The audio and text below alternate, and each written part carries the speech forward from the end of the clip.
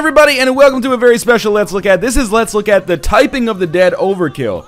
Lots of background stuff to talk about here.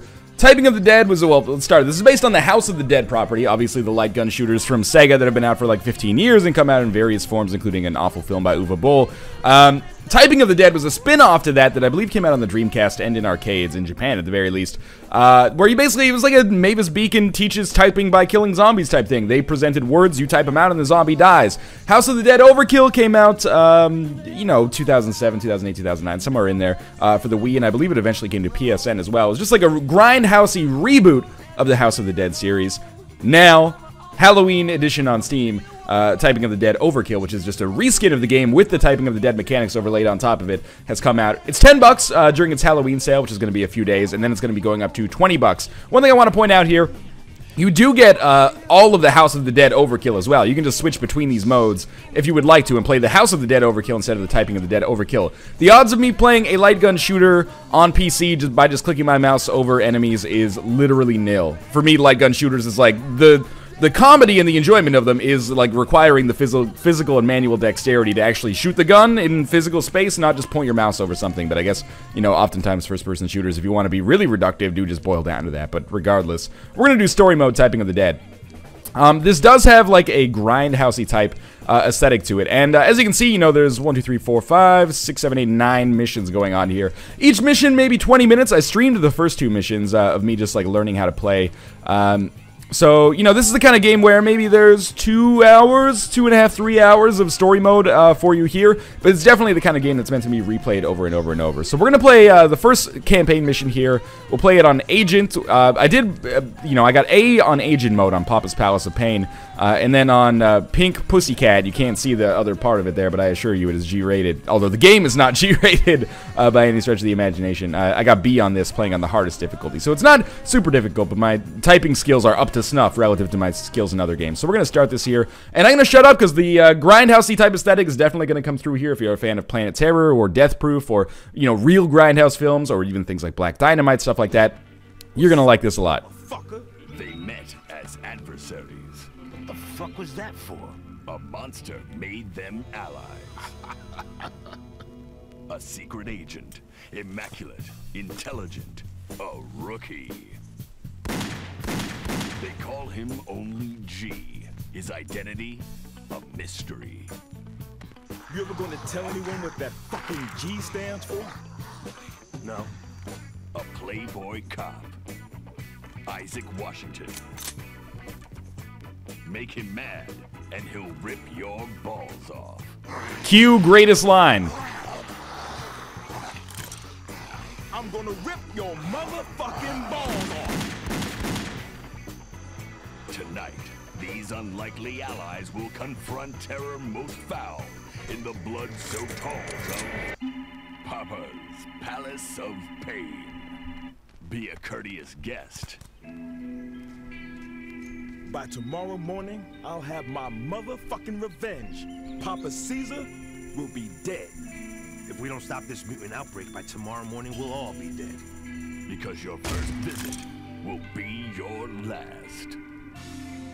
Papa's Palace of Pain. Rated X. The game does a really good job of nailing the grindhouse aesthetic. And is the story good? No, the story's absolutely horrible. It's deliberately horrible. It's good in a grindhousey way. Now we'll get to the actual gameplay. You type. I like it a lot. It's this really weird kind of niche thing. Typing of the Dead originally came out in like 2000 or 1999 or something like that. And, you know, I think people have been kind of, like, itching to play it. It's been kind of one of those weird niche titles that people talk about. It's like Mario Paint, you know? It came with the peripheral that was kind of like a one-off, and it never really caught on, but it developed kind of a cult audience regardless. For there to be, like, a new version on Steam, cheap, and, you know, in this kind of neat kind of aesthetic that is, again, super grindhousey. That is like a slow-mo power-up that I just picked up there. Is like the perfect distribution for this, I think. So I picked up a slow-mo power-up, which is like borderline worthless right now, because I am trouncing these enemies regardless. On Agent mode, the game's pretty easy. You know, I'm assuming I'm an old man in internet terms anyway. I'm 24, nearly 25 years old, but I grew up on the internet. I grew up, you know, being on ICQ all the time and MSN Messenger, so my typing skills have been, oh, tough one. My typing skills have been good since I was like, 11 or 12, but I'm assuming kids these days with their, the Skypes and their iPads and whatnot are going to be able to type really, really quickly. So if you have like a typing speed that is over, oh, seriously? This should be called spelling of the dead. Sometimes I'm learning a lot about how to spell certain words. If you have a typing speed above like 50 words per minute, I think you're going to be absolutely fine with taking out some of these like normal mode areas of the game. But the developers did assure me, because I was streaming it and I guess they were watching me, and I was complaining about how easy it was. Irish heritage. They assured me that it does get more difficult later, which I hope so, because otherwise, it'll just be a nice little diversion, but I can't see myself going back for like, high score attacking or something like that. So the way that this works, again, you don't need to use the spacebar, you don't need to capitalize anything if you don't want to. You can, though, if you want to, actually practice your typing and make your typing better in the future. But you can just type like a random, well, not random string, but the actual string. And as enemies come at you, they start with like a yellow outline, sometimes a green outline, I think, even if they're very far away. KXT. You can shoot enemies from afar sometimes. Sometimes it's just like single bullet prompts, as you can see. I don't know. Oh, there was a power-up over there that I got. Good. And that turned things into slow motion even though there's no enemies. Although there will be some now. Smelly bit. That's just perfect. ZU Jedi Mind Tricks. I got... Some of the prompts are very funny, by the way. I got one that was like Male Crime Simulator, which is a... I don't know, a reference to the kind of backlash to GTA 5. And the backlash to the backlash of GTA 5, for that matter. And some of them are, like, difficult phrases. Some of the phrases, like, they don't necessarily just get longer for more difficult enemies. They become more difficult, like, piece, piece, piece with the 3 different kinds of pieces. They force you to actually think.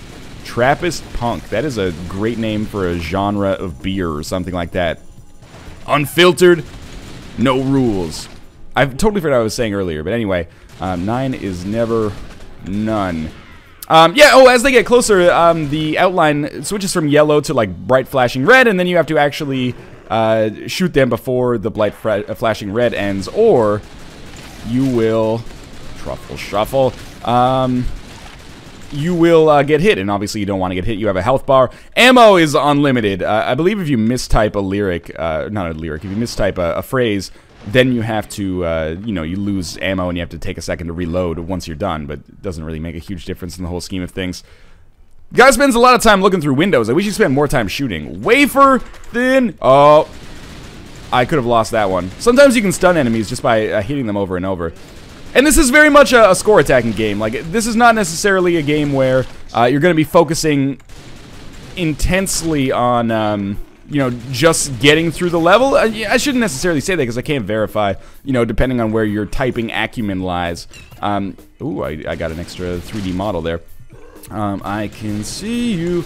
It's also a very tough game to talk about and play simultaneously, so I hope you'll forgive any kind of, stops and starts in my dialogue here. But anyway, it's much more of a game that's just about score attacking, so it's about focusing, like, getting into that flow state and actually, crushing the enemies and not breaking your combo, because there is a combo system in the game, and it gets bumped up by you, successfully correcting letters, or typing letters, and words and phrases. And when you make a mistake, then it stops it. So you want to make sure that you're keeping it going as long as possible. There are a few kind of oddities in the game that are trappings of the light gun genre, like don't shoot civilians. It's a lot easier to not shoot civilians in a typing game than it is in a light gun shooting game, because in a light gun shooting game, you have those reflexes, you just bam, you pop them right in the face, and you're like, oh no, minus 500 points, or I lose some health or something like that, and now I'm putting more quarters into the machine. Juggernaut. Oh, how did I miss that one up so badly? That was terrible.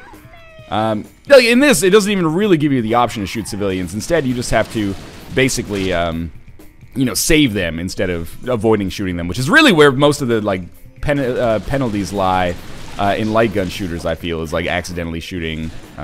Let's not get hit here. I was doing pretty good. Okay, that's better. So it's a little bit weird. There's also a few mini games in the game where, like, it doesn't feel like they've really translated well to typing as opposed to the light gunness of the game. And again, there is, a light gun, like the entire light gun game is also included in this if you wanted to play it. I haven't even touched it. Phantasmagoria, Snooty. just went straight into Typing of the Dead because, again, a light gun shooter on the PC, even if it's done very well, doesn't really appeal to me. I bought this game, I paid my $10 for typing, and I imagine that's what most people are going to do. And it's one of those games where I kind of feel like most people can look at it and get it and be like, okay, that's either for me or it's not. But there might be some people out there who are, like, skeptical, and they're like, oh, I don't understand why anyone plays. It's just typing. It's like school. Do they even teach typing in school anymore? When I was in school, not that I'm ancient, we did have typing classes, and, like, I remember I was in, like, 9th grade, and I was typing at, like, 90 to 100 words per minute. That's not me trying to exaggerate and be, like, a nerd ubermensch or something like that. Seriously, that was my typing speed, and I got a 70 in typing class in high school. And I was like, what the fuck, teacher? And he's like, well, you type, like, really quickly and without very many errors at all, but you don't use the home row, so I was like, oh, okay. That's when I became disillusioned with the idea of typing class. In any case, stay in school, kids. We're going to be approaching a boss fight here. Again, these campaign missions are broken up into missions usually around 10 to 15 minutes in length, and with boss fights associated with them. The boss fights also, they kind of suffer a little bit for not being light gunny.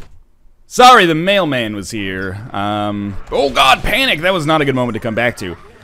Wafer Thin Mint again? Puked my liver up. Just gross. Also, like, my least favorite Prodigy song. In any case, what I was about to say is that, like, the boss fights, they do suffer just a little bit from being, like, typing instead of the kind of frantic and frenetic light gun style. Because it's actually, it takes a little bit of the danger out of it a lot, I feel. But mostly, I might just be saying that because I'm really, really goddamn horrible at light gun games. Like, oh, I love this part where they're, like, feeding the meat through the shredder.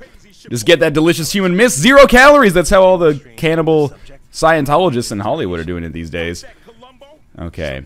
Shoot to... No, don't shoot to maim. Shoot to kill. Random fuse box. What is this? Amnesia? And a Rolling Stone album afterwards. This is way more... This is a great phrase. Some of the phrases are just, like, laugh out loud funny, actually. Like, a relatively large man comes after you, and the phrase is, like, it's glandular. I like it. Occasionally, it can be kind of difficult. There's nothing for me to shoot yet. To see the power-ups, that's another minor complaint I have. But overall, like, I'm very positive on Typing of the Dead Overkill. Even though, as I bring up these relatively minor complaints, keep in mind, this is the foremost zombie typing simulator on the market today. And it's just so weird and well done. That absolutely, if you are interested in it at all, you owe it to yourself to pick it up, especially when it's super cheap. Like, at 20 bucks, this might be a little bit harder to recommend as kind of an oddity, even though I still think you can get your value out of it there. But for 10 bucks, it's absolutely worth it, if you're at all curious about it, just because it's so silly and unusual. Science. My darling Jasper, do you have a present for me? They call him Caesar. He's about to be Caesar salad when I'm through with him. The hospital is showing progress. You've done very well, my boy. We shall celebrate this tonight with takeout Chinese. A brilliant mind with a broken body. You've gone too far, Papa Caesar. His talents turn to evil to protect the sister who raised him. You impotent cripple. They go pretty far to make Papa Caesar a little bit detestable here. You know, it's Grindhouse, it lays it on pretty thick. Speak. Turn the volume to 0. Fucking cabbage. Nobody threatens Varla. The ultimate sacrifice. Freeze, bitches! Alright, so this is going to be our introduction into the next boss fight. And again, you'll hopefully get an idea for what I mean when I say that the boss fights, they lack a little bit of the same kind of tension that they have in a light gun shooter where enemies are just like bullet sponges. In this, and maybe again, it's just, I'm not tooting my own horn here because I can type relatively fast. I am playing this on a difficulty that I would normally consider maybe a little lower than where I would be if I was playing this through by myself. Oh no! I finally got hit. That's just, I got hit by a torso. I might get hit again here, actually. Yeah, I did. You can use backspace. I got out of sync here. That's the problem. You can use backspace to kind of... What is wrong with me? Please don't die here. To cancel the word that you're typing in order to hit kind of things that are coming at you, which is why they're outlining kind of that sunburst instead. He's mind touching me. But I didn't do that. And the reason I'm playing this on normal right now is because I'm cognizant of the fact that with commentary, it's more difficult to actually not only provide some kind of stream of consciousness dialogue here, but also complete the game in a relatively, you know, adequate and capable sense. We should be able to kill this guy very, very quickly, and then we'll move on. I got a few more things to talk about at the menu screen, because it's not just the campaign mode in the game. The campaign mode seems very much to be the meat of it. But one thing that's very exciting is there is a multiplayer mode in the game. It's not in yet, but it is planned as free DLC. So that's something that, you know, buyer beware to a certain extent. If you're buying it with the hope that multiplayer comes in at some point, it's not out yet, so you have to, you know, prepare yourself for the possibility that that may not exist, although I have no reason to believe that it wouldn't actually come out. But once that actually gets in there, if there is online multiplayer, and I have to imagine there is, as opposed to, or that's like their intention, as opposed to, you know, offline local multiplayer, like who's going to plug 2 keyboards into their computer and play? I don't know, maybe some people. But if there is online 2-player co-op, that would be goddamn hilarious, and I would expect to see a Let's Play of that at some point. Tell my sister I love her. I don't even know who your sister is. Somebody need a maid down here. This is some crazy cobwebs. You see this shit? An act of mercy. It hurts so much. I can help ease the pain.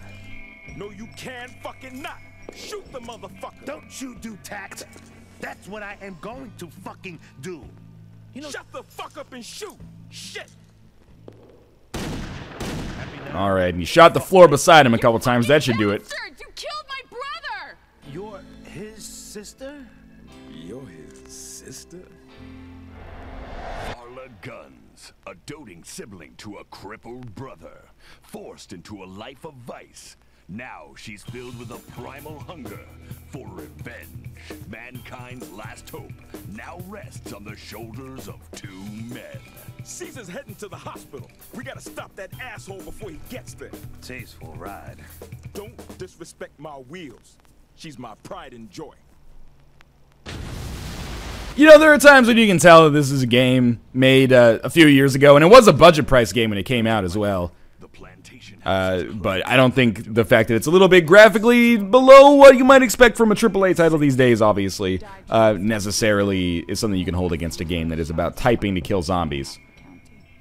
And I believe this will be the end of the cutscene here. So we'll get our score. I imagine I got an A there, even though I fucked it up at the end. But I would not be hoping for a good leaderboard position after a run like that.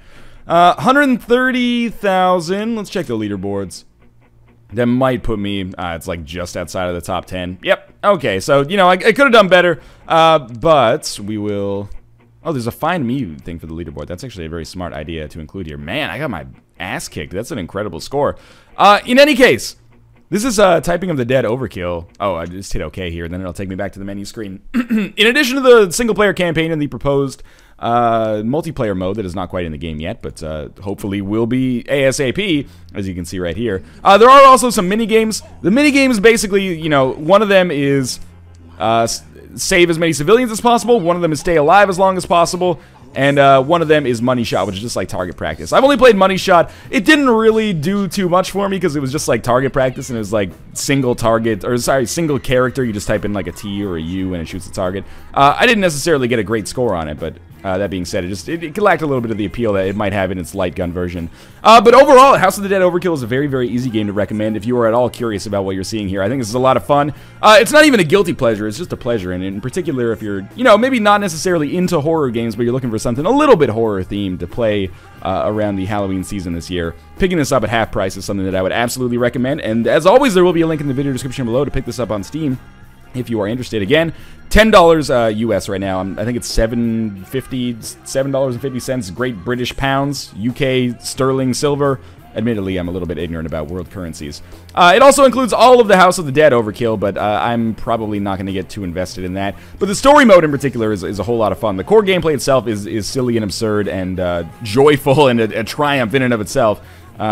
But also the grindhouse aesthetic adds a lot to it, and actually, you know, keeps the whole thing moving in a way that's entertaining as well. So, again, Typing of the Dead Overkill. Thumbs up from me. The silliest thumbs up possible. Maybe like a thumbs up where I'm moving my wrists like, whoa. Anyway, again, there will be a link in the video description to pick this up on Steam. As always, if you enjoyed the video, make sure to click the like button. It does help me out a lot. And, of course, subscribe if you want to see more first impressions like this in the future. As always, thanks for watching. I'll see you next time.